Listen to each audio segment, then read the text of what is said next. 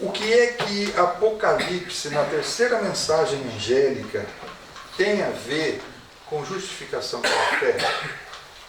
A irmã White declara que a mensagem do terceiro anjo, que é a principal mensagem que nós temos que pregar agora no tempo do fim, não somente a terceira, nós temos que pregar as três, mas principalmente a terceira. Se a gente olhar aqui a terceira mensagem angélica, Apocalipse capítulo 14, onde está a justificação pela fé aqui? Apocalipse 14, verso 9 em diante. Diz assim: E seguiu-os o terceiro anjo, dizendo com grande voz: Se alguém adorar a besta e a sua imagem, e receber o sinal na sua testa ou na sua mão, também o tal beberá do vinho da ira de Deus, que se deitou, não misturada, no cálice da sua ira, e será atormentado com fogo e enxofre diante dos santos anjos e diante do Cordeiro. E o fumo do seu tormento sobe para todo sempre, e não tem repouso nem de dia nem de noite os que adoram a besta e a sua imagem, e aquele que receber o sinal do seu nome. Onde está a mensagem de justificação aqui no texto bíblico? Se a mensagem do terceiro anjo é a mensagem de justificação pela fé, onde está aqui no texto? Tem a ver com adoração. Adoração, né? No próximo verso. Próximo verso. Aqui está a paciência dos santos, aqui estão os que guardam os mandamentos de Deus e a fé de Jesus. Amém. Irmãos, não discordando do que vocês disseram, mas qual é a única maneira de um ser humano não receber a marca da besta? É recebendo, todos receberão dois sinais, ou a marca da besta ou o selo de Deus. Qual é a única maneira que nós temos de não sermos selados com a marca da besta? É se nós formos selados com o selo de Deus. E qual é a mensagem que nos ensina como receber o selo de Deus? É a mensagem de justificação pela fé. Então é interessante porque Deus aqui ele apresenta o problema, mas nós sabemos qual é a solução. E é isso que nós temos que pregar. Como receber o selo de Deus. E essa mensagem é a mensagem de justificação pela fé.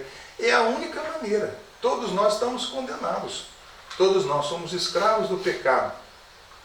Então, essa mensagem de justificação pela fé é um dos temas mais importantes para que nós possamos nos preparar para o que está diante de nós. Por isso nós precisamos entender muito bem o que é justificação pela fé. É interessante porque a melhor palavra para justificação pela fé não seria justificação pela fé. No inglês, quando a Bíblia foi traduzida para o inglês, eles encontraram aqui uma dificuldade para traduzir esse termo. E eles o tradutor teve que criar uma palavra nova para a palavra grega. E essa palavra, ela foi inventada, não existia no vocabulário inglês, que é a palavra righteousness. Não é isso, irmão William? Ele é americano aqui, qualquer dúvida aqui eu vou perguntar para ele me confirmar aqui, ou então ele negar também. Mas veja bem, é uma palavra que não existia na língua inglesa.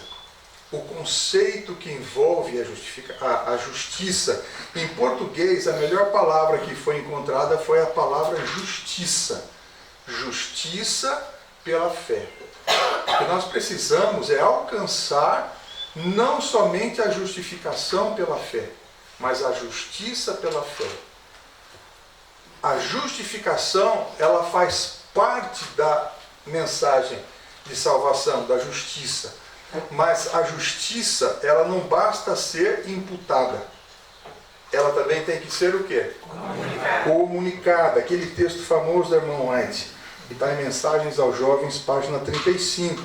É imputada a justiça pela qual somos justificados, e aquela pela qual somos santificados é comunicada. A primeira é o nosso título para o céu, e a segunda, nossa preparação para ele. Ninguém vai para o céu somente com o título. Hebreus 12, 14. Sem santificação, ninguém verá a Deus. Então, quando a gente fala sobre esse tema, é importante a gente ter uma visão mais ampla. A mensagem que nós temos que pregar é a mensagem de justiça pela fé. E ela é composta por duas mensagens. A primeira é a de justificação pela fé, e a segunda é a de santificação pela fé também. Mas vocês entenderam? Justificação é uma parte da mensagem. Justiça pela fé é a mensagem completa. Justificação mais santificação. Então a gente precisa prestar bastante atenção nesses termos ou nesses conceitos quando a gente for estudar a Bíblia, quando a gente for estudar o Espírito de Profecia, porque para o mundo cristão hoje, mesmo igrejas tradicionais, elas ensinam que salvação é o quê? Justificação. Fui justificado, já estou salvo. Está resolvido o problema. Santificação, Deus que vai resolver o problema na minha vida. Vocês entendem que não é só justificação pela fé, mas é justiça pela fé? É righteousness by faith. Então, a gente agora tem que começar a trabalhar com o conceito de justiça. O que é justiça? O tempo todo nós lemos, ouvimos e falamos a respeito da justiça de Cristo. Que sem a justiça de Cristo é impossível a qualquer homem alcançar a salvação. É unicamente por meio de Cristo e por meio da justiça de Cristo.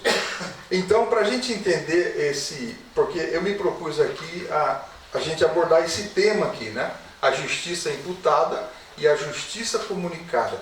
Qual é a parte que compete a Deus? Qual é a parte que compete ao homem? Porque Deus, ele não faz pelo homem aquilo que o homem pode e deve fazer.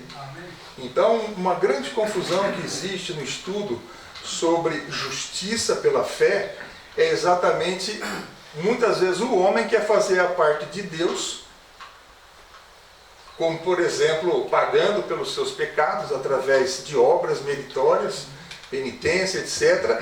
E muitas vezes o homem ele deixa para que Deus faça a parte que compete a ele. Então é muito perigoso a gente ter um entendimento errado sobre essa mensagem. Então, para a gente entender o que é justiça pela fé, primeiro conceito, o que é justiça? Vocês sabiam que justiça tem dois conceitos na Bíblia de justiça, pelo menos? O primeiro conceito é o que a maioria das pessoas tem em mente. Justiça é dar a cada um o que ele merece. Isso é fazer justiça. Isso é justiça do juízo. E Deus, ele é justiça, porque os princípios de justiça, de retidão, de julgamento imparcial, de julgamento justo, faz parte do caráter de Deus. Só que muitas pessoas entendem, quando leem justiça, nós tivemos uma lição sobre justiça da Escola Sabatina esse ano, mas quando nós estudamos justiça, lá não foi abordado o segundo conceito de justiça, não foi muito bem colocado. Qual que é o segundo conceito de justiça? O primeiro é dar a cada um o que ele merece. É o que vai haver na volta de Jesus. Eis que venho sem demora, e comigo está o galardão para dar a cada um segundo as suas obras. E no juízo, Deus vai exercer esse tipo de justiça. No juízo, Deus não vai exercer o segundo conceito de justiça. Então, qual é o segundo conceito de justiça? Conformidade com a lei. O que é um juiz injusto? É um juiz que age em não conformidade conformidade com a lei, certo? Contraria os conceitos. Ele contraria a lei. Então, nós precisamos entender que justiça é o contrário de injustiça. Injustiça é agir contrariamente à lei. Então, justiça é agir de acordo com a lei. Vocês entenderam? É o cumprimento da lei que é justiça. Então, quem é alguém justo? É alguém que vive em conformidade com a lei. Biblicamente, quem é injusto? É aquele que vive em oposição à lei, transgressão da lei. Talvez uma outra compreensão que vai na mesma linha seria algo sem folga. Justo é algo sem folga. Não há espaço para transgressão, tem que ser completo, tem que ser perfeito. Mas vocês entenderam que justiça, ele tem dois conceitos que são completamente diferentes? Muito bem, então, o próximo passo agora é consultar o dom de profecia. De acordo com o dom de profecia, o que é justiça? O segundo conceito que nós estamos falando. Isso aqui está escrito, eu não marquei aqui. Maior discurso de Cristo. Mas está no Maior Discurso de Cristo, página 18. Maior Discurso de Cristo, página 18. Justiça é santidade. O que é justiça? Santidade. E o que é santidade? Harmonia. Conformidade, harmonia perfeita com a lei. A irmã White continua dizendo, e Deus é amor. É conformidade, olha, justiça é santidade, semelhança com Deus. O que é justiça? Semelhança com Deus. E Deus é? Então justiça é? Amor. É o que ela diz aqui. Justiça é santidade, semelhança com Deus. E Deus é amor. É conformidade com a lei de Deus. De onde vem esse conceito? Que justiça é conformidade com a lei? De Deus. Testemunhos. E diz mais, pois todos os seus mandamentos são justiça.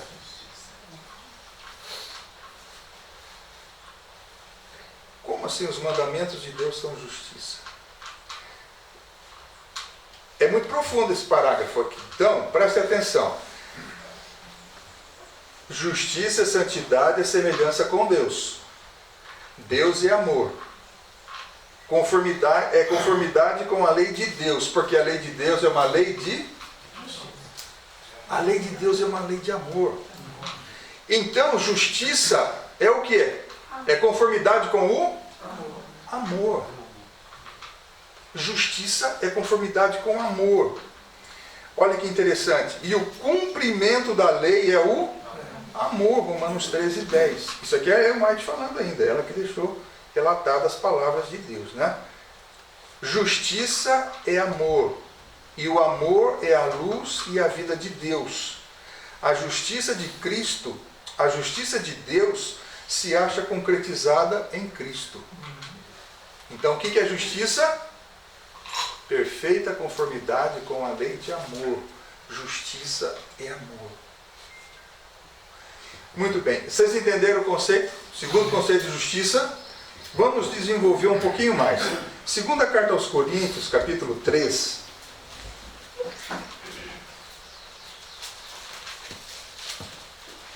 Verso 6 em diante.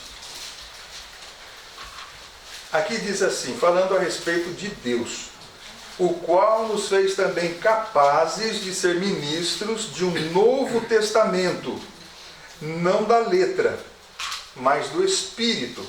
Porque a letra mata, mas o Espírito vivifica. E se o ministério da morte, gravado com letras em pedras, veio em glória, de maneira que os filhos de Israel não podiam fitar os olhos na face de Moisés, por causa da glória do seu rosto, a qual era o quê? Desvanecente. Minha tradução diz transitória. Olha que interessante. Quando diz assim, a letra mata, Deus está falando do quê? Que letra que mata? Não completa os mandamentos. a letra que foi escrita em tábuas de pedra. Então aqui fala de dois testamentos. Aqui fala do ministério em que a letra mata e o ministério em que o Espírito vivifica. É interessante porque quando a gente lê aqui o verso 7, que diz o seguinte, que quando Moisés desce, o seu rosto resplandecia. E aqui diz assim, de maneira que os filhos de Israel não podiam fitar os olhos na face de Moisés por causa da glória do seu rosto, o qual era transitória. Muitas pessoas entendem que o transitório aqui é a lei. Não, o transitório aqui era a glória. Mas a glória de Moisés, ela representava o quê? Glória de Deus, né? A glória da lei que ele estava descendo para entregar para o povo. A lei foi entregue em glória. Só que essa glória era transitória. Aqui não fala só de resplandecer o rosto de Moisés. Mas aqui está dizendo que essa lei era devanecente. O que é uma coisa devanecente? Uma coisa que vai se desfazendo até desaparecer completamente. É uma luz que vai se apagando. Mas aqui não está falando da lei. Aqui está falando do quê? Da letra da lei. Lei e letra da lei é diferente? É. Letra é diferente da lei. Embora a lei ela utilize letras para poder expressar os princípios de Deus, vamos ler mais um pouquinho, vocês vão entender o que eu estou falando. Vocês podem se cortar nesse momento, mas eu peço que aguardem só um instantinho. Nesse momento que Moisés desce com as tábuas e refletir a glória de Deus, o que Deus sempre quis é que as pessoas entendessem exatamente a palavra que o Senhor usa, os princípios da lei. Mas não entender os princípios da lei, essa glória se desvaneceu. Agora, olha que interessante. Aqui continua dizendo: como não será de maior glória o ministério do Espírito? Porque se o ministério da condenação foi glorioso, muito mais excederá em glória o ministério da justiça. Como que é chamado o ministério do Espírito? Ministério da justiça. E o que é justiça? Amor. Conformidade com a lei de amor, justiça e amor. Então veja bem, aqui Paulo está apresentando os dois ministérios da lei nas mãos do Espírito Santo. Nas mãos do Espírito Santo, a lei ela é usada como instrumento em dois ministérios diferentes. A letra da lei é usada para quê? Veja só, ele chama aqui a letra mata, ele chama de ministério da condenação, no verso 9, e no verso 7, ministério da morte. Então, qual que é o primeiro ministério da lei nas mãos do Espírito Santo? É convencer o homem que ele está o quê? Condenado à morte. Qual é o trabalho do Espírito Santo? Convencer o homem do pecado. É a primeira coisa que ele tem que convencer. Ou seja, todos pecaram e destituídos estão da glória de Deus. Romanos 3:23. Assim como por um homem entrou o pecado no mundo e pelo pecado a morte, assim a morte passou a quantos? A todos os homens, porque todos pecaram. Então, o primeiro objetivo da lei é revelar o pecado e levar o homem à consciência de que ele está irremediavelmente perdido. Porque o salário do pecado é a morte. Essa é a primeira função da lei. Então, como que funciona? Funciona assim, olha. Imagine que aqui está a lei de Deus. Então, ele chama o pecador, apresenta a lei de Deus, e agora ele ajuda o pecador a comparar a sua conduta com a lei de Deus. E ele percebe que ele é transgressor de todos os mandamentos. Da letra, quando ele olha para a letra da lei, não adulterarás, não matarás, não furtarás, não farás para ti imagem de escultura, ele percebe que ele está condenado à lei. Então, primeiro ele nos convence do quê? do pecado, porque o salário do pecado é a morte. E é por isso que é chamado de ministério, que a letra mata, ministério da morte, ministério da condenação. Só que ele não apresenta só o pecado. Qual é a segunda fase do trabalho do Espírito Santo? A justiça. Quem é o sol da justiça? Quem é o Senhor justiça nossa? Então o que é que o Espírito Santo faz? Ele encaminha o pecador até a solução da sua doença, até a solução do seu problema, que é irremediável. Sem Cristo não há salvação. E então, para que possamos ser justificados pela fé, nós já vamos entender mais melhor, em outras palavras, o que é isso.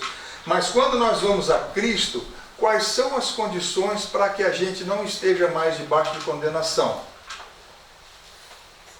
Se dissermos que não temos pecado, somos mentirosos. Qual é o primeiro passo?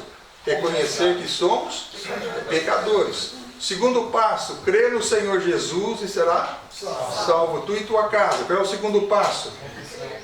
Reconhecer a Cristo, aceitar a Cristo como Salvador e Senhor da nossa vida. Qual que é o terceiro passo? Arrependei-vos e convertei-vos. Qual é o quarto passo? Se confessarmos os nossos pecados, Ele é fiel e justo para nos perdoar os pecados e nos purificar de toda injustiça. E qual é o quinto e último passo?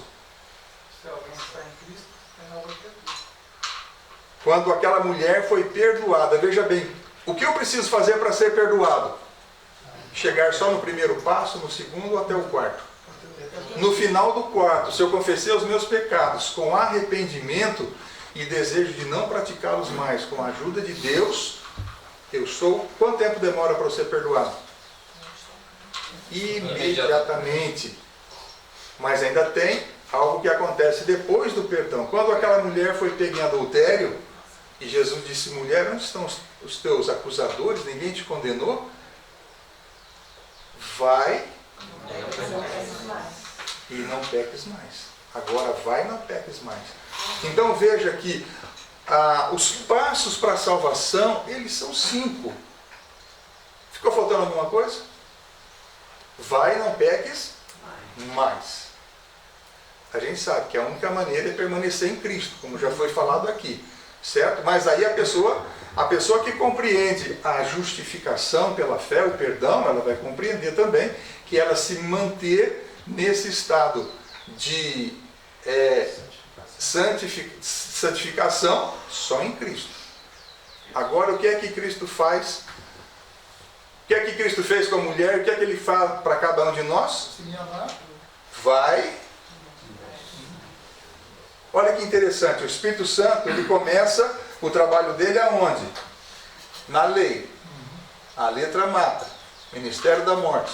Ministério da condenação. Aí o Espírito Santo aponta para Jesus.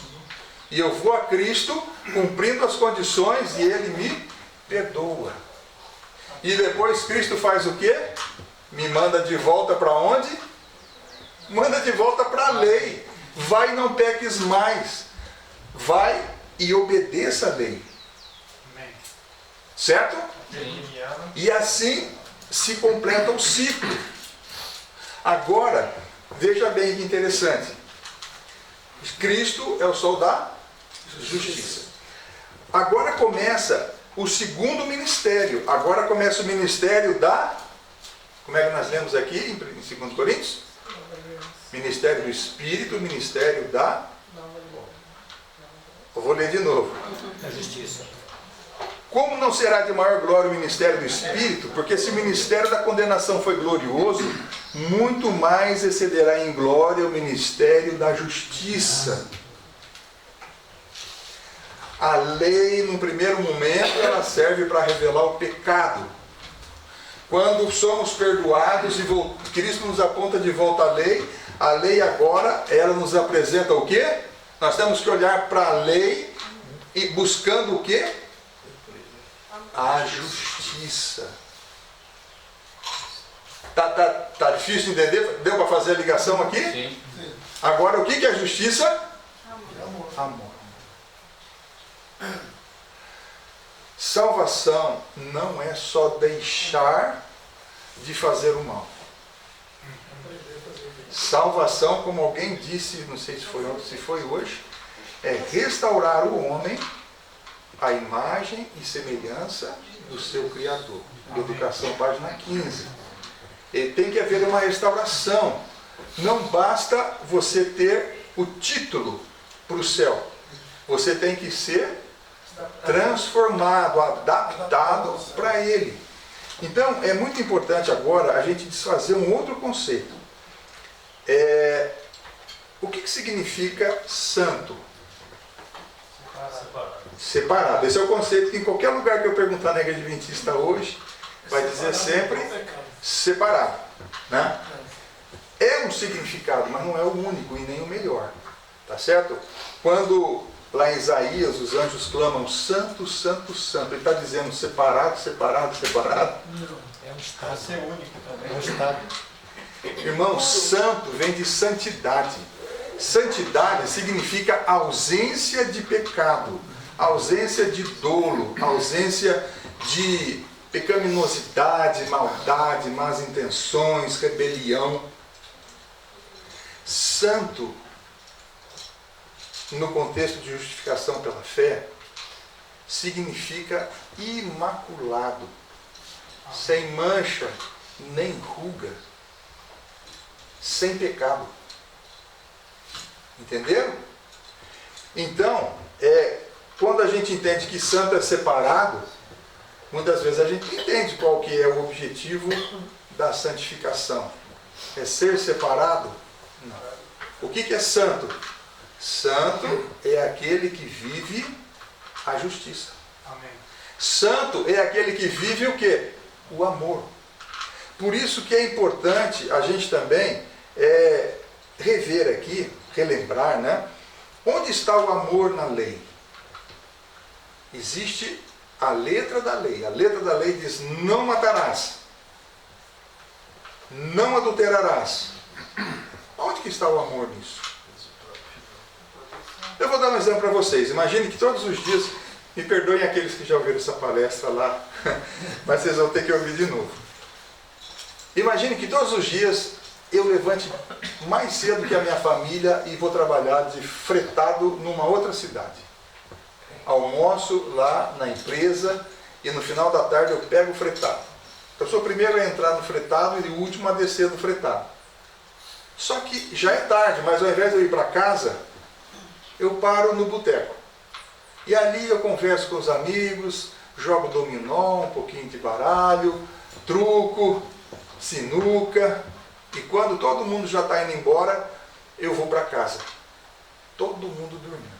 Eu entro em silêncio, pé ante pé, e vou me deitar para levantar no dia seguinte, bem cedo antes deles ir para o trabalho. E eu faço isso todos os dias.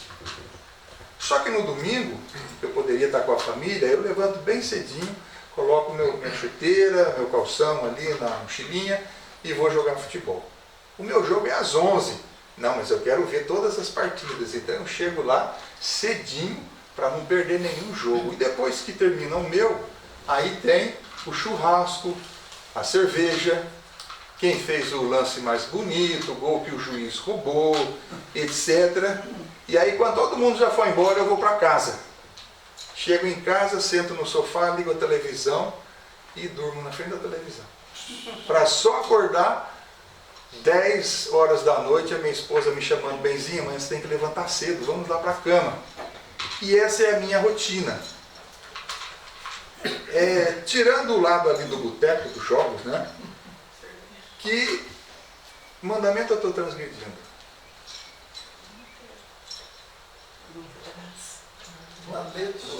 O sétimo. Por que eu estou transgredindo o sétimo mandamento? Quem deve ocupar o primeiro lugar no meu coração? Deus. Deus. E o segundo lugar? Família. A igreja ou a família? Família. Que lugar que a minha família ocupa no meu coração? Nenhum. O sétimo mandamento nós temos que olhar, veja bem, quando o Espírito Santo ele nos leva a lei pela primeira vez, antes da conversão, ele revela para a gente o adultério. O pensar de maneira impura quanto a outra mulher, aquilo que eu vejo, aquilo que eu falo, aquilo que eu desejo. Mas quando eu vou a Cristo e fui perdoado, Cristo me manda de volta para a lei, e agora ele vai apresentar o espírito da lei, não a letra da lei. O que é o espírito da lei? É o princípio de amor que envolve cada mandamento. Cada mandamento é um princípio de amor. Não existe nenhum pecado que não possa ser enquadrado na lei, e não existe nenhum ato de amor que não esteja enquadrado na lei. Só que quando eu volto para a lei, eu tenho que ver o que? O 7º mandamento. O 7º mandamento diz o que? Não adulterarás. Adultério literal é o que? Traição conjugal. Eu estou saindo com outra mulher? Eu estou namorando, flertando, pensando em outra mulher? Não. Mas a minha família ocupa o lugar devido no meu coração? Não. Irmãos, eu posso transgredir o 7º mandamento servindo a Deus na igreja. Vocês já pararam para pensar nisso? Se eu me dedico a estudos bíblicos, pregações, visitas, projetos, evangelismo, eu me envolvo tanto com a igreja que os meus filhos, a minha esposa, ficam de lado, ficam para depois. Não tem espaço. Não tem espaço na minha vida. Então, vocês entenderam que o 7º mandamento é um princípio de amor à família? Na verdade, ali fala de um relacionamento conjugal, né? Adultério é traição conjugal. Mas os filhos são frutos do casamento. E os filhos fazem parte desse mandamento. Então, o 7º mandamento, ele ensina, Deus ele nos pede o quê? Deus ele manda a gente fazer o quê?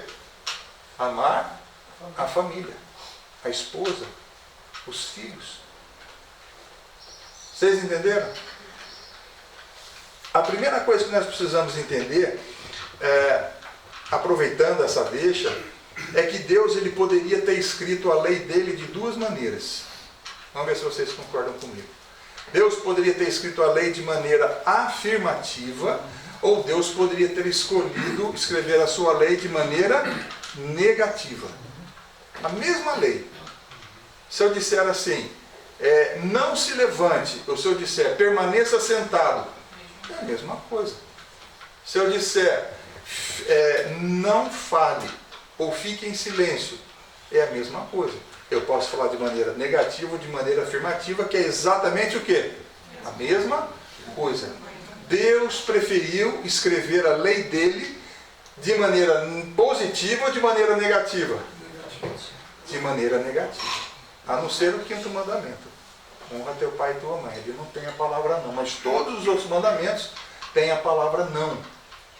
Então, através Deus ele escreveu a lei dele de uma maneira tão clara. É a legislação que rege o universo. Alguém aqui vocês acham que tem algum advogado que conseguiu decorar a Constituição brasileira? Uma criança de pouca idade consegue decorar a legislação do universo. A lei do universo. Então Deus ele é muito sábio. E na lei, Deus ele escreveu a lei de tal maneira a cumprir essa missão do Espírito Santo. Através dos nãos, ele revela para a gente os nossos piores pecados. Mas uma vez que reconhecemos, nos arrependemos, vamos a Cristo, confessamos os nossos pecados e somos perdoados, Cristo agora ele manda de volta para a lei, mas não é mais o ministério da letra. É o ministério do Espírito. É o ministério da justiça. E justiça é amor. Amor não é sentimento. Amor não é desejo. Amor não são palavras agradáveis. Eu te amo, Jesus também. Deus te ama. Isso não é amor. O amor, ele só existe quando ele é transformado em quê? Em ação. Só existe amor onde existe ação. E para ser um amor aceitável a Deus, qual que tem que ser a motivação? O amor. Amor a Deus é amor ao próximo. Não pode ser por interesse, moeda de troca. Amor, ele só se realiza em ação. Então é importante a gente compreender que agora, na segunda fase, veja bem, gente, o desejo de Deus é que quando a gente for perdoado, a gente não volte mais ao pecado. Filhinho, estas coisas vos escrevo para que não pequeis. Mas, todavia, se acaso acontecer de você pecar, temos um advogado junto ao Pai. Não é a lei, não é o desejo de Deus que a gente fique contemplando a letra da lei e procurando cumprir a letra da lei o resto da nossa vida, achando que isso é santificação. Quem é que era desse jeito, que guardava a letra da lei? Os fariseus. Os fariseus. Quem mais? Saulo. Saulo, ele vivia na letra da lei. Contava quantos passos podia dar no sábado, não podia cuspir no chão, que estava regando a terra, não podia carregar um lenço, que estava transportando, trabalhando, transportando peso. Então, irmão, nós precisamos, primeiro passo, vocês entenderam que a maneira como a gente vê a lei é a maneira como a gente vai entender o pecado e é a maneira como a gente vai entender a santificação? Amém. Olha que interessante, eu vou ler alguns versos conhecidos de vocês aqui. Jesus disse: o novo mandamento eu vos dou, que vos ameis uns aos outros. Por que é novo mandamento? É como ele não. É porque o povo não conhecia esse aspecto da lei. Para eles, a lei era não, não, não, não, não. E agora Jesus, ele apresenta a lei sobre um novo aspecto. Eles têm agora uma nova compreensão da lei. A lei ordena a amar em todos os aspectos da vida. E ele diz assim, novo mandamento. Ele é novo porque não é outro mandamento. Ele é novo porque é renovado. É alguma coisa que tinha sido esquecida, abandonada, como se tivesse nunca existido, tivesse sido destruído. E agora ele apresenta uma novidade para os seus discípulos e para os seus ouvintes. Aquele que interpelou Jesus perguntando, mestre, qual é o grande mandamento na lei? Qual que é? Amar a Deus sobre todas as coisas, é o próximo. Então, qual é o grande mandamento da lei? Amor. Tiago 4,17. Pois aquele que sabe fazer o bem, como é que se chama isso? Amar. Amar é fazer o bem. Amar não é desejar, dizer, sentir. É fazer o bem. Aquele que sabe fazer o bem e não faz, comete. Isso é outra definição de pecado? Qual é a única definição de pecado que existe? Mas se a lei é uma lei de amor e eu não amo, o que eu estou fazendo? Vocês percebem que isso não justifica dizer que há mais de uma definição para pecado? Isso é definição do próprio conceito de pecado, porque a lei de Deus é uma lei de amor. Porque a lei é santa e o mandamento santo, justo e bom. Provérbios também, 3,27, diz assim, não te furtes de fazer o bem a quem de direito, estando na tua mão poder fazê-lo. Isso não é mandamento de Jesus naquela época, é mandamento de Jesus sempre, mas sempre foi mandamento de Deus. Em Provérbios já estava escrito isso que Tiago escreveu. Então, olha que interessante como que os versos da Bíblia agora, eles passam a ter novo significado para nós. Quando a gente lê assim, bem-aventurados os que têm fome e sede de justiça, porque serão fartos. Agora, o que é que vem na sua mente? Desejo de santidade, desejo de semelhança com Deus, desejo de sermos amorosos, perdoadores, como Cristo demonstrou aqui, como Cristo é, como Deus é. Isso que é fome e sede de justiça. Senhor, eu quero ser bom para as pessoas, eu quero amá-las de verdade. Existe preconceito, mágoa, rancor. Eu não consigo perdoar aquele que me fez mal. Eu não consigo aceitar aquele que é diferente de mim. Irmãos, isso é fome e sede de justiça. Bem-aventurados os perseguidos por causa da justiça, porque deles é o reino Do céu. O que significa ser perdoado por causa da justiça? As pessoas passam a se incomodar por sermos diferentes delas. Por que é que Jesus foi perseguido? Porque a justiça dos fariseus era os nãos da lei e ainda acrescentava mais nãos. Mas a justiça de Cristo era receber pecadores, tocar nos pecadores, comer com os pecadores. Por isso que Jesus foi perseguido. É diferente de ser perseguido por pregar a verdade. É ou não é? Pregar a verdade é uma coisa. Nós podemos ser perseguidos e somos perseguidos por pregar a verdade. Mas o que o verso está dizendo aqui, irmãos, é ser perseguidos por sermos cada vez mais semelhante a Cristo. Na prática do amor. Porque eu vos digo que se a vossa justiça não exceder em muito as dos escribas e fariseus, jamais entrarei no reino dos céus. Os fariseus entendiam que justiça é conformidade com a lei.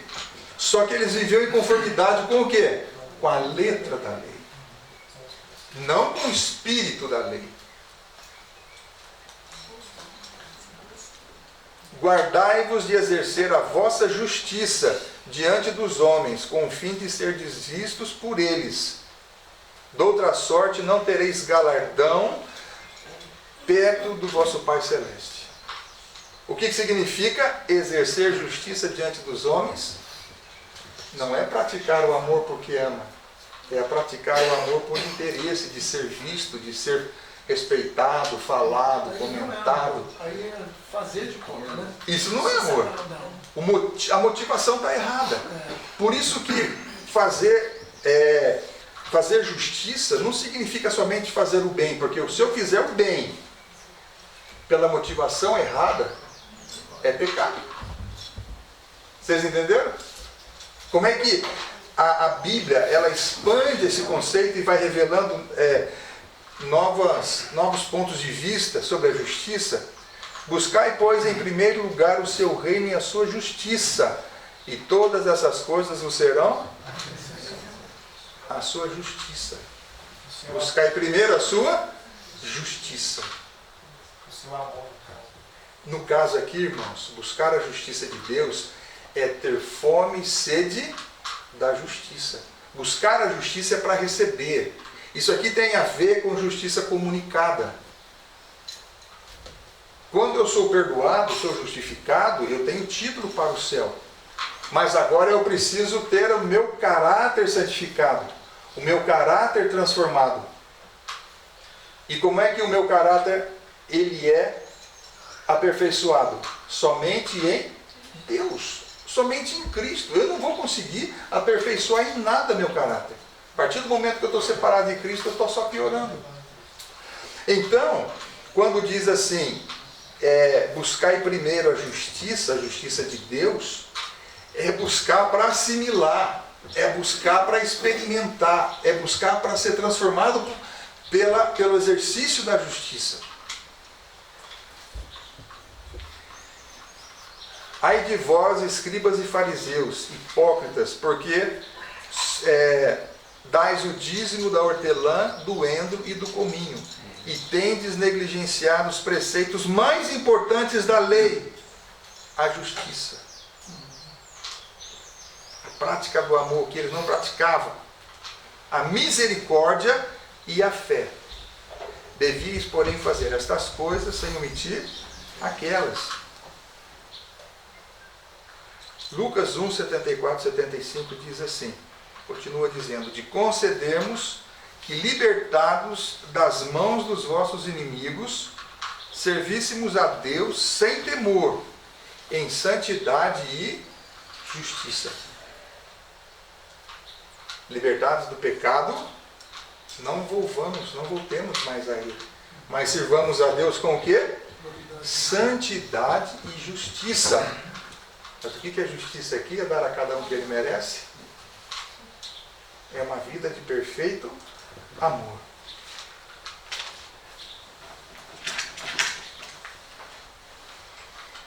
Agora vamos desfazer alguns outros conceitos errados, né?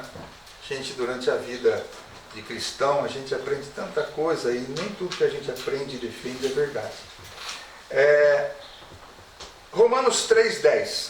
O que é que diz Romanos 3,10?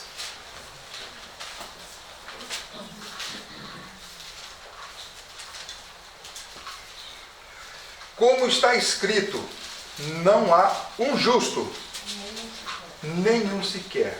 Olha que interessante o próximo verso. Não há ninguém que entenda, não há ninguém que busque a Deus. Todos se extraviaram e juntamente se fizeram inúteis. Não há quem faça o... Percebendo o que é justo? Quem que é justo? É aquele que ama, é aquele que pratica o bem, por amor, não por interesse, não como moeda de troca. Nesse aspecto, veja bem, a gente generaliza, né? Só Jesus é justo. Nenhum ser humano é e jamais será justo. É o que muitos pensam. Mas o que é que diz 1 João 3,10?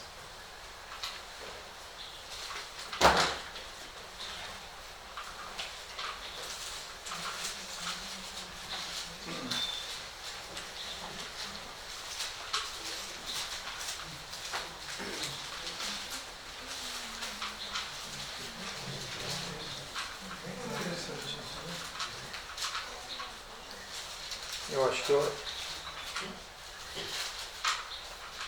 Não é esse aqui não, peraí. Não é esse não. Até o 12, deixa eu ver aqui.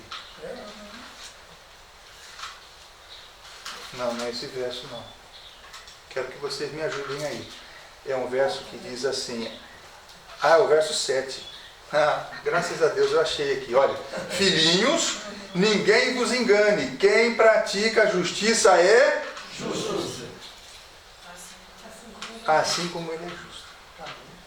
Amém? Amém? Irmãos, no pecado, considerando o ser humano sem Deus, sem a justiça de Cristo, a justiça pela fé, não há o quê? Um justo, porque não há quem pratique o bem. Todo bem que é praticado por alguém que não exerce fé em Deus é um bem interesseiro, pensando em alguma coisa em troca. Mas aquele que pratica a justiça é justo. Nós não temos a justiça de Cristo. Nós vamos entender o que é a justiça de Cristo. Eu acho que eu tenho ainda 10 segundos aqui dentro do meu tempo, aqui, que eu pus o cronômetro aqui. Mas, veja bem,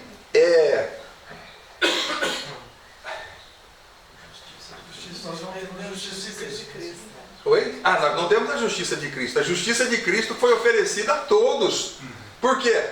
Porque ele jamais pecou, ele sofreu o castigo pelos nossos pecados. Então ele pode fazer o quê? Aplicar a sua justiça a todo aquele que ele quer. E quem que ele quer aplicar justiça? Em todos. Mas ele não pode aplicar justiça em todos, porque existem condições. São aqueles 5 passos lá, que a gente viu no começo. Certo? Então, meus irmãos, vamos entender agora. Irmão Paulo, Sim. no próprio verso 8, isso que o senhor está falando, o João ele fala aqui, que ele diz, aquele que pratica o pecado procede do diabo, porque o diabo é pecado desde o princípio. Para isto se manifestou o Filho de Deus, para destruir ou desfazer as obras do diabo, que é o pecado. Mas vocês entenderam que existem justos? Sim. Aquele que mais perto está de Cristo jamais vai afirmar: eu sou justo. Porque nós somos pecadores, temos defeitos, Santificação é a obra de uma vida toda, então ninguém com a língua santificada vai dizer eu sou justo. Mas dizer que não existem justos hoje...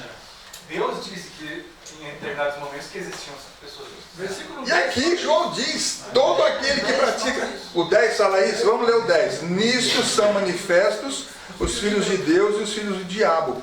Qualquer que não pratica a justiça e não ama seu irmão, não é de Deus. De novo, não pratica a justiça. Não é de Deus, mas quem pratica a justiça é justo. E deixa eu aproveitar aqui, falar das obras. O que vocês entendem sobre obra? Que todas as nossas obras são como trapo de imundície. Todas as nossas obras são trapos de imundície. A Bíblia usa a palavra obras quando nós queremos obedecer em nosso mesmo poder. Mas usa a palavra obediência quando nós obedecer a palavra de Deus com a graça de Deus, que é o poder dele. Exatamente, bom, obrigado. Pois não? Obras da lei e obras da fé. Obras da lei e obras da carne. É um outro conceito importante que a gente tem que ter em mente. Mas vocês concordam comigo que todo mundo que defende obra, ele é rotulado de fariseu. Não é? A gente não pode falar de obra. Se falar de obra é fariseu. Salvação é pela fé. Salvação é pela graça. Salvação não é de obras. Só um detalhe, eu acho interessante uma pergunta que foi feita a Jesus em João 6. Perguntaram assim, dirigiram-se, pois, a ele perguntando: que faremos para realizar as obras de Deus? Eles fazem uma pergunta, aí Jesus dá a resposta. Respondeu-lhe Jesus: a obra de Deus é esta, que creiais naquele que por ele foi enviado. Faz parte. E se você crê? Você é justificado. Não, se você crê, você obedece. Não é isso? Está interligado. Obedece à justiça da lei, não à letra da lei só. Né? Mas obrigado, irmão. Assomou aqui. Agora, olha quem tem. Eu vou ler alguns versos para vocês que falam das obras. Mateus 5,16. Assim resplandeça a vossa luz diante dos homens, para que vejam as vossas boas obras e glorifiquem a vosso Pai que está nos céus. Efésios 2,10. Porque somos feitura sua, criados em Cristo, ou recriados em Cristo, né? Porque é o novo nascimento. Criados em Cristo para quê? Para as boas obras, as quais Deus preparou para que andássemos nelas. Tito 2,7. Em tudo, disse Paulo, te dá exemplo de boas obras. Tito 2,14. O qual se deu a si mesmo por nós, para nos remir de toda a iniquidade e purificar, para ser um povo especial seu, zeloso de boas obras. Irmãos, nós fomos salvos para as boas obras. Amém. As boas obras, elas têm que ser realizadas com total desinteresse. Tem que ser realizadas por amor a Deus, por gratidão a Cristo, por amor ao próximo. Isso é santificação. Para muitas pessoas, eu já não tomo mais, não como nada de origem animal, o meu vestuário é assim, a música que eu estou ouvindo é assim. E para muitas pessoas, isso é santificação. Não é um equívoco? Não é um engano? Sim. O que é santificação? Seria obrigação, se crer. Isso não está errado. Nós temos que ser fiéis em todos os conselhos de Deus. Né? Em tudo, nem só de pão viverá o homem, mas de toda a palavra que procede da boca de Deus. E os testemunhos procedem da boca de Deus e de Cristo. Então nós temos que cumprir. Mas se a gente limitar, como os fariseus, a cumprir a letra da lei, ou ficar só nesse aspecto da conduta, daquilo que você come, aquilo que você veste, aquilo que você vê, aquilo que você ouve, nós não estamos nos santificando, porque isso não aperfeiçoa o nosso caráter. Irmão Cláudio, isso acaba sendo uma exaltação própria. Esse é o problema. Agora, quem faz a gente não pode condenar. Por quê? Porque muita gente faz por sinceridade. faz por amor a Deus e ninguém sabe disso. O Espírito Profecia Só porque a pessoa não é vegana, é vegetariano estrito, esse aqui é perfeccionista. Não, gente, não pode julgar. Os motivos, o único que sabe é Cristo, é Deus. O Espírito Profecia fala assim que as motivações dão cunho, as nossas ações dão cunho, as motivações dão cunho às nossas ações. Então o que dirige isso daí, define a minha motivação. Se eu estou fazendo para conseguir algo ou porque eu amo a Deus. Né? Olha que interessante, você me fez lembrar de Ezequiel 18. Ezequiel 18. Aproveitando o gancho aqui, que faz parte também do estudo. Ezequiel 18 fala do juízo. Então, Ezequiel 18, 20 e 1 diz assim, Ezequiel 18, 21. Isso aqui é no juízo. Mas se o ímpio se converter de todos os seus pecados que cometeu, quantos pecados? Todos. E guardar quantos estatutos? Todos. E fizer o quê? Que é reto e justo. Olha que interessante, a minha tradução está um pouquinho diferente. E fizer juízo e justiça. Tem que praticar justiça.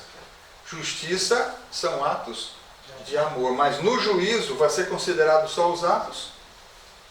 Não. Os motivos que nos levaram às ações. Tá certo? Mas veja bem, nós somos justificados pela fé, mas somos julgados pelas obras de quem? De justiça. De quem? De Deus. De Cristo em nós. Não, pelas nossas próprias obras. Mas recebemos a justiça. Cada um terá que dar conta de si a Deus. Existe um outro pensamento, já há algum tempo circulando, que as obras que vão ser usadas para o nosso julgamento são as obras de Cristo. Alguém já ouviu falar isso? Irmãos, nós vamos ser julgados pelas nossas obras. Nossas obras. As obras de Cristo, elas são para justificação. Nós não temos justiça, nós não temos vida perfeita, vida santa para oferecer a Deus. Só Cristo tem essa vida santa. E agora, um dos conceitos mais bonitos, para mim eu acho que é o mais bonito de todo o tema de justificação pela fé. É o exemplo que eu vou dar para vocês. O que significa estar revestido da justiça de Cristo? Imaginem que aqui está Deus, e diante de Deus o livro da minha vida. Quantos pecados tem ali? Nossa, é incontável, né? Se fosse um formulário contínuo aqui, teria quilômetros, né? E tem o meu nome escrito lá, e toda a minha vida de pecado. Imagina que eu não me converti ainda. Do lado direito de Deus tem outro livro, que está escrito Jesus Cristo.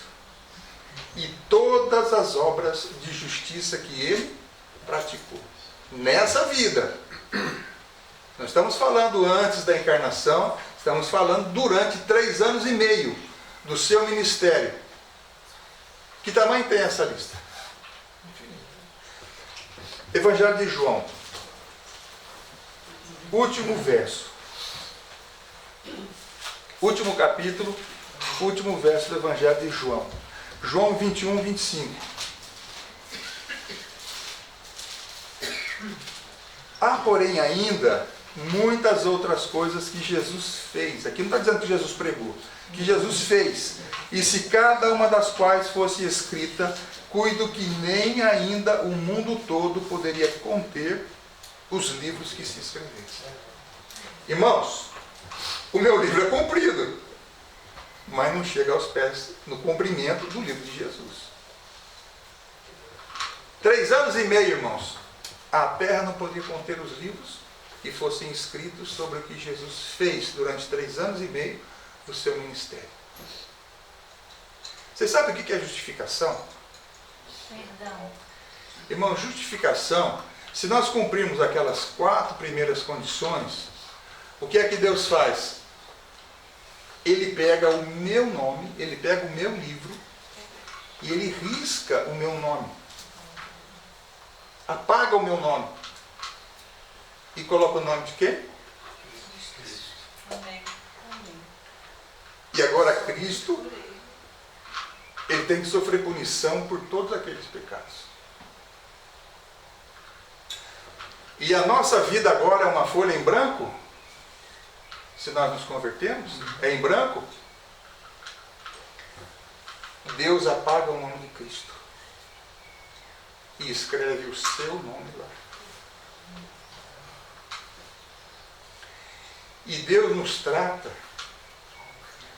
como se nós tivéssemos praticado tudo aquilo.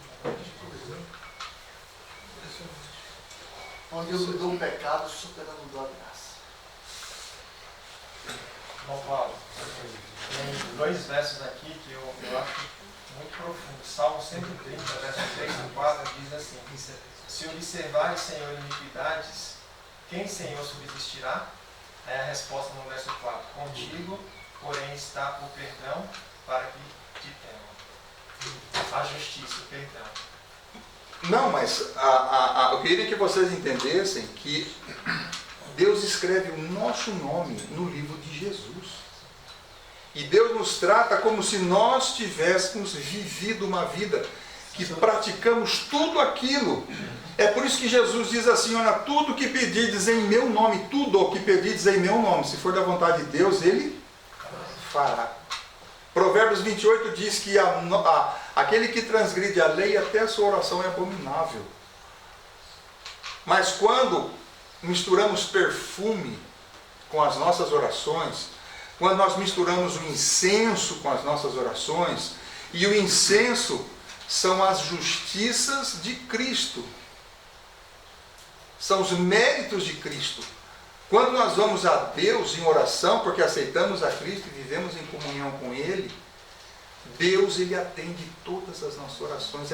É isso que significa estar revestido da justiça de Cristo. É isso que significa estar revestido das vestes de Cristo. Muitas vezes a gente ouve, né? O que a irmã White fala? Que as vestes de Cristo não servem para encobrir pecados acariciados e ocultos. É por isso que primeiro tem que vir arrependimento, confissão, com desejo sincero de não praticar mais. Então Deus perdoa. E quando Ele perdoa, Ele não nos dá uma ficha em branco. Amém. Se a gente entendesse isso, irmãos, a gente pensaria 1000 vezes antes de manchar esse relato que Cristo colocou no meu nome. Entenderam, não? A gente não entende o que é justificação pela fé.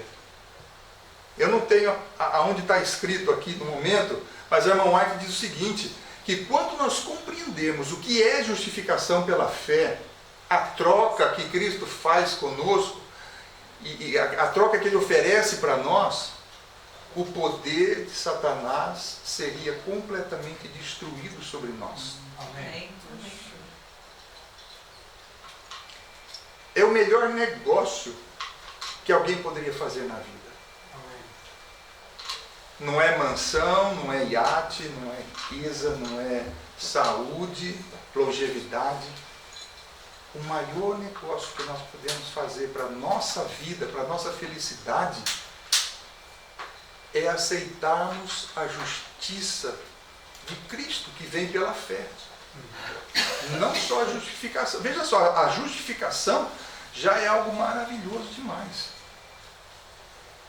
Irmãos, quando a igreja compreender o reavivamento, ele vem pela pregação da mensagem do terceiro anjo. O reavivamento que nós tanto precisamos é compreender a fundo a lei de Deus, os princípios de cada mandamento da lei.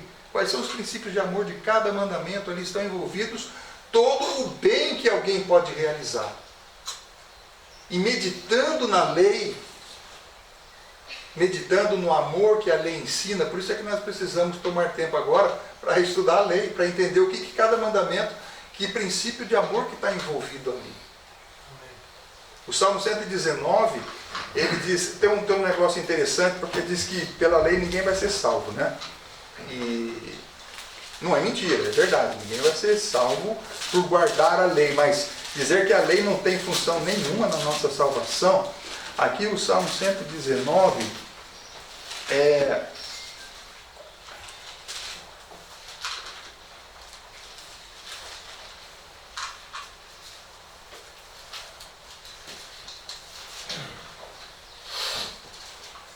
será que eu não...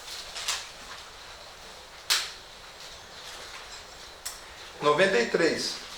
Nunca me esquecerei dos teus preceitos, a lei de Deus, pois por eles me tens vivificado. O que é reavivamento? Voltar à vida. O que é vivificar? Dar vida a quem não tem. E o que o salmista diz? Nunca me esquecerei dos teus preceitos, pois através deles me tens vivificado. Irmãos, nós vamos estudar sobre santificação à tarde. Eu acho que só ficou faltando um conceito aqui.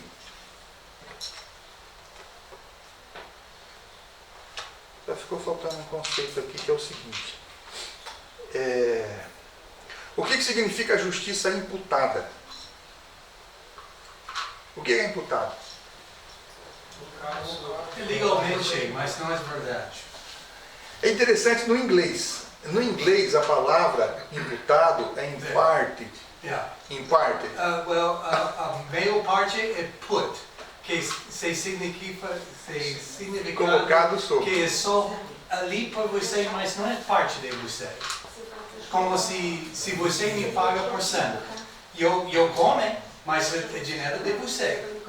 Mas a última parte se chama impartado. A maior parte é part, que é uma parte de mim. Essa então você me dá dinheiro por comprar minha comida. Essa é diferente. Depois você compra, mas eu como. A segunda, você me dá esse poder a comer mesmo. Essa é diferente das duas. Deus quer que nós também esta justiça, mesmo em nossa natureza, como Ele está. Não só porque Ele paga por nossos pecados, não só porque Ele dá graça por nós ter força, mas está parte de nossa vida. Que quando nós passa a travidão que Ele passa sobre a cruz, onde não sabe onde está Deus, Ele mesmo precisa estar justiça. Mesmo como nós, quando passa a tribulação, quando nós não vemos Deus, quando sentir como Deus nos perdeu, que Deus não cuida por nós mais, nós precisa passar com a sua justiça. Deus, eu não sei onde está, mas eu vou fazer sua vantagem. Vocês entenderam o que ele falou? Gente, eu queria... posso traduzir em outras palavras? No sentido judicial. Judicial. O que acontece? Imputado é um ato judicial quando você recebe uma herança. Então, alguém tem uma riqueza. Propriedades, dinheiro, não importa. Veículos. E essa pessoa morreu. E agora são chamados ali os herdeiros e é lido o testamento. E ali no testamento, o que acontece? Está definido o que cada herdeiro vai receber. Então, o advogado ali, diante do juiz ou juiz, quando ele lê ele lê a identificação do herdeiro. Primeiro, o herdeiro tem que ser aquele que está no papel. Então, quando ele identifica que aquela pessoa é aquele de que fala o testamento, tudo aquilo que pertencia ao seu dono anterior, ela é imputada para nós. Ela é imediatamente transferida para nós. Automaticamente, imediatamente. Tudo que o outro teve direito, ele coloca e agora passa a se tornar nossa. Imediatamente. Quando o testamento foi lido, foi assinado pelo juiz, você entrou ali pobre e você vai sair dali com tudo aquilo que pertenceu àquele que fez o testamento. O que significa justiça imputada? De quem é a justiça? De Cristo. De Cristo. O que é a justiça de Cristo? A sua obediência perfeita e os méritos que ele tem, que ele adquiriu por causa dessa obediência. E agora, o que significa, por que justificação é justiça imputada? Porque Deus ele risca o nome de Jesus e coloca o nome do pecador arrependido ali, e crente. imediatamente tudo que pertence a Cristo. A Cristo pertence a vida eterna, novo céu e nova terra. Ele é Rei dos reis e Senhor dos senhores, e nós seremos o quê? Reis e sacerdotes. Ali é prometida, vocês percebem que quando nós somos justificados, tudo aquilo nos é concedido imediatamente, na hora. Isso é imputado. É diferente da santificação. Como que a santificação ela é operada em nós? Ela é comunicada. A gente vai entender o que é comunicado depois. Irmãos, quando nós aceitamos a Cristo, a vida eterna já é nossa. Ela não vai ser se a gente perseverar até o fim. Quem tem o Filho tem a vida. A vida já é nossa. O céu já é nosso. Todas as bênçãos de Cristo são nossas. Amém. E é por isso que a Bíblia diz o quê? Quem está em pé, cuide que não caia. Guarda o que tens, para que ninguém tome a tua. A coroa já é nossa. A gente não entende o que é justificação pela fé. A gente não entende o que é justiça pela fé. É por isso que a igreja ela está a ponto de ser vomitada por Cristo. Nós precisamos nos santificar de verdade. Nosso caráter precisa ser santificado, purificado. E isso só ocorre pela prática do amor. Não é pelo desejo ou pela oração que o nosso caráter é transformado. É pela prática do amor. Alguma pergunta? Eu encerrei a parte da manhã agora. Vocês têm alguma pergunta para fazer?